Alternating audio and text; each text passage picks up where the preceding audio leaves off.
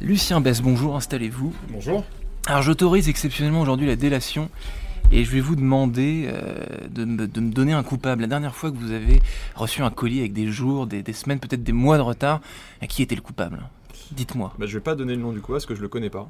Mais la bonne chose, c'est que j'ai été prévenu de ce retard. Voilà. Ah bon? En tant que bon consommateur, on m'a donné de l'information. D'accord. C'est justement par ce manque d'information qui existe sur un autre secteur qu'on a créé chez PO. Voilà. Ok, donc la délation, vous en profitez pas pour... J'en profite pas, non.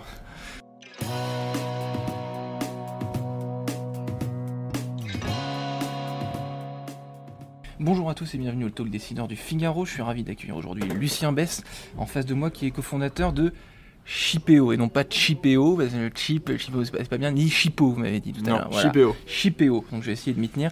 Le leader européen tout de même de la visibilité supply chain qui vient de lever 20 millions d'euros, bravo.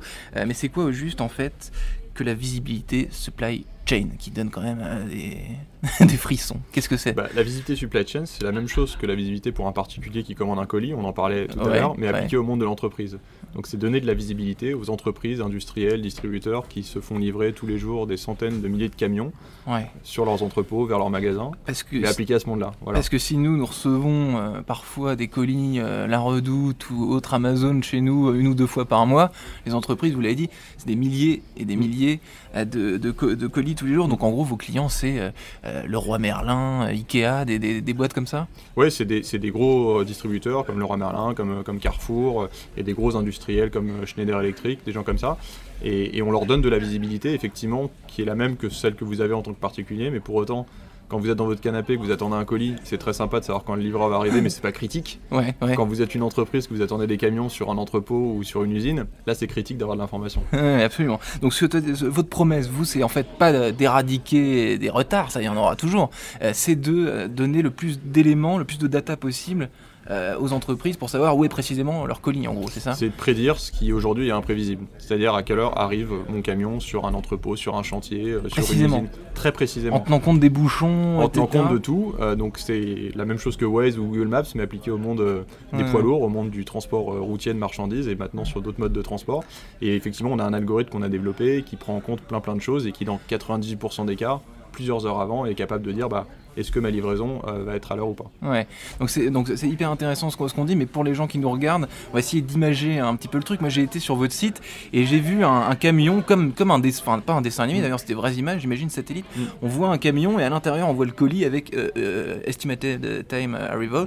C'est vraiment ça que concrètement le service, c'est exactement les mêmes images. Que le client voit. C'est les mêmes images, peut-être un peu plus simplifiées, mais c'est les mêmes images, c'est-à-dire que c'est quelqu'un qui va être dans un magasin. On prend le cas de Leroy Merlin dont vous parliez tout à l'heure.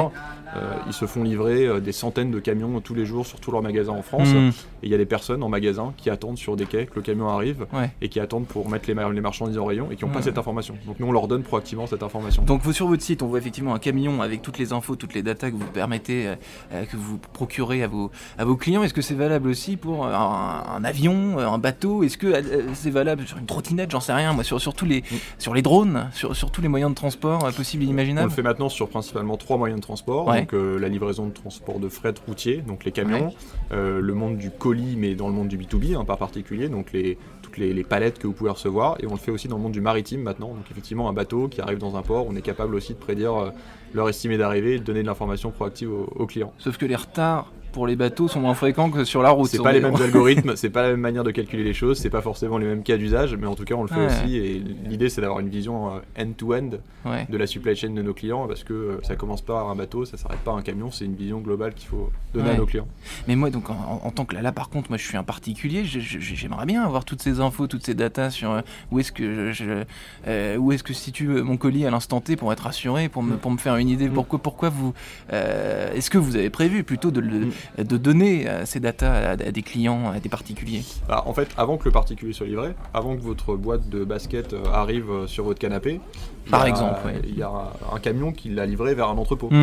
Et donc pour être capable de vous donner l'information sur le dernier maillon de la chaîne, il faut déjà être capable sur la partie première de la chaîne de savoir quand est-ce que ce fameux colis va arriver vers l'entrepôt. Donc on s'est attaqué en priorité à ce premier segment-là, qui est le segment du B2B des entreprises, finalement des livraisons qui les concernent, pour qu'elles puissent elles-mêmes vous donner plus d'informations. Donc pour nous, c'est le segment le plus crucial, sur lequel il y a le plus de choses à aller chercher en termes de gains, de bénéfices. Je prends quelques exemples. On a plein de clients dans l'automobile, par exemple, qui vont livrer des chaînes de montage. Quand un camion n'arrive pas, c'est quelques milliers d'euros la minute d'arrêt d'une chaîne. On a des gens qui sont sur des chantiers, qui attendent des livraisons. Quand un chantier n'a pas sa livraison, c'est un chantier qui avance pas. Donc il y a plein d'enjeux très très forts, industriellement parlant, qui existent dans le monde du B2B, et c'est pour ça qu'on s'est dit la valeur ajoutée, elle est premièrement pour les entreprises et pas forcément pour le client en particulier. Alors moi tout ce que vous me dites, ça me paraît évident, enfin, cette idée que vous avez, vous êtes plusieurs sur ce... On est 6 cofondateurs. Vous êtes 6 cofondateurs. Qu'est-ce qui vous a donné envie d'entreprendre à 6 cofondateurs? J'ai jamais entendu des boîtes avec autant de cofondateurs. Vous vous entendez bien, ça va? On s'entend très bien, c'est une très belle histoire d'amour depuis 5 ans. 5 ans? Non, moi j'ai entendu tous les cas, j'ai entendu 1, j'ai entendu 2, j'ai entendu 6. Je me dis toujours, quand on n'est que 2 et qu'on n'est pas d'accord, il n'y en a jamais un troisième pour se mettre d'accord. Il n'y a pas d'arbitre. Voilà, exactement. Pas de monsieur loyal. Il y a suffisamment d'arbitres pour arbitrer. Le tout, c'est de réussir à arbitrer, mais ça, on s'en sort bien. Et voilà, on est parti à 6 parce que c'était un peu l'histoire de départ. On s'est dit, la supply chain, c'est un métier super complexe. On n'y connaissait rien quand on a créé l'entreprise en 2014. Et le terme fait peur surtout. Le terme fait peur, on n'y connaît rien, on n'a pas fait d'études dans ce milieu-là.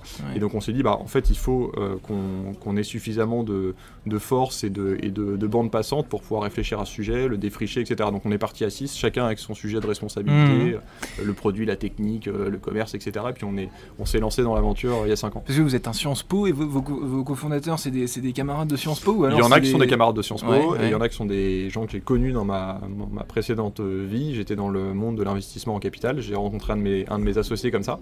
Voilà, et lui a amené un de ses camarades d'école d'ingénieur qui est maintenant notre directeur technique. Voilà comment on s'est tous rencontrés. Du Sciences Po, de l'X et du un peu d'école d'ingénieur, un peu de Sciences Po, ça a fait un bon mix. Pour l'instant, ça marche bien. Alors justement, vous m'avez un peu dit, c'était un stage que vous avez fait en banque d'investissement. Exactement, j'ai rencontré mon associé comme ça en fait. Exactement. Parce que sur votre LinkedIn, j'ai vu Sciences Po et directement la stade entrepreneur. Vous avez jamais été salarié? Non, j'ai jamais été salarié. C'est un rejet du monde du salariat? Non, c'est une opportunité que j'ai saisie de me dire que j'ai eu la chance d'avoir cette idée-là, de rencontrer les bonnes personnes, de cofonder l'entreprise, et ça s'est fait comme ça. J'ai pas de rejet spécialement, ça serait dommage d'avoir un rejet alors que j'ai plein de salariés avec qui je travaille aujourd'hui. Donc non, j'ai pas ce rejet-là, c'était plutôt une opportunité que j'ai saisie. Alors dernière question, aujourd'hui, vous venez de lever beaucoup d'argent. Est-ce que vous faites une veille sur ce qui se passe à l'étranger, par exemple aux États-Unis, dans d'autres pays? Cette technologie, elle en est à quel stade? On regarde ce qui se passe aux États-Unis, on regarde ce qui se passe à l'étranger. Il y a un sujet par contre, c'est que la supply chain, c'est un métier, un marché qui est très différent d'une zone à une autre. La manière dont vous opérez du transport aux États-Unis n'a rien à voir avec la manière dont vous opérez du transport en Europe. C'est quoi? C'est les moyens, c'est la logistique? Je prends un exemple, j'en ai des centaines en tête. Je prends un exemple très simple. Quand vous envoyez un camion d'une ville à une autre aux États-Unis, c'est un truck driver qui prend son camion et qui fait une ligne droite. Pendant quelques jours. Voilà. En Europe, quand vous envoyez un camion de la France à l'Allemagne, c'est pas le même transporteur qui fait tout le trajet. Ça se consolide sur un entrepôt et ça se décharge vers un autre entrepôt. Il y a plus de segments. Il y a plus de segments, c'est beaucoup plus compliqué. Donc en fait, on a développé une plateforme qui est assez complexe, technologiquement parlant, qui est très simple pour les utilisateurs, mais qui est très complexe derrière et qui est adaptée vraiment aux spécificités européennes. Donc quand on regarde un peu les concurrents qu'on a aux États-Unis, on a cette chance, nous, d'être sur un très gros marché qui est l'Europe, avec un avantage, une barrière à l'entrée qui est très forte, qui est la complexité et la sophistication de ce marché-là.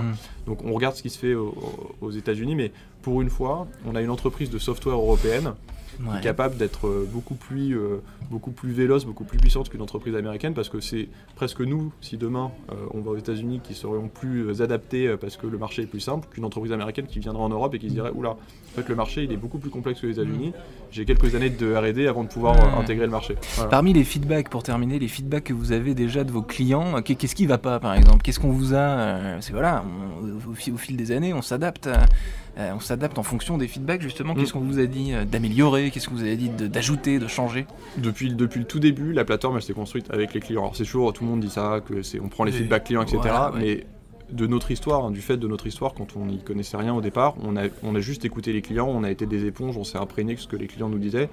Je prends des exemples, la carte dont vous parliez tout à l'heure, les clients nous ont dit à un moment donné, ça serait bien, vous avez une vue avec des ordres de transport, ça serait bien d'avoir une carte.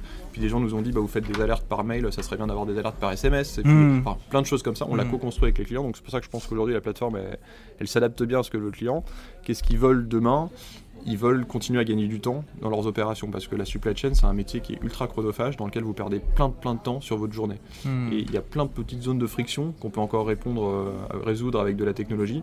Donc dès qu'il y a quelque chose qui n'est pas optimisé, ils perdent du temps au téléphone, ils perdent du temps à envoyer des emails, ils nous demandent vous ne pouvez pas l'automatiser dans Shipeo. Donc on réfléchit constamment à l'automatisation de ce que font nos clients tous les jours, quoi.